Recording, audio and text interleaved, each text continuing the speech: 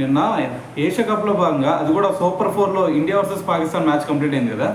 అయితే ఈ match complete అయిన తర్వాత మరి ప్రెస్ కాన్ఫరెన్స్కి సూర్యకుమార్ యాదవ్ అటెండ్ అయ్యాడు అనమాట. దాంట్లో మరి ఎప్పుడు అడిగే క్వశ్చనే మనకు తెలిసిందే కదా, ఇండియా పాకిస్తాన్ మ్యాచ్ అంటే ఒక రైవలరీ లాగా మరి ఒక పోటీగా ఉండిద్ది అని చెప్పేసి పైకి మాట్లాడుతూ ఉంటాం. కానీ వెనమాల సిచ్యువేషన్ చూస్తే ఆ విధంగా లేదు కదా ప్రస్తుతం.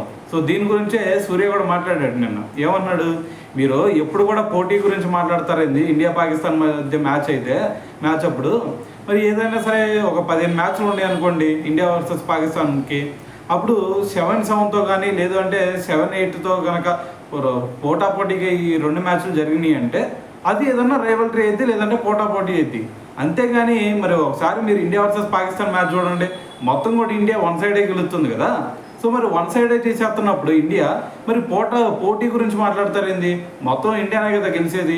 మరి ఇండియాకి అసలు పాకిస్తాన్ పోటీ అవుతుందా, లేదు కదా.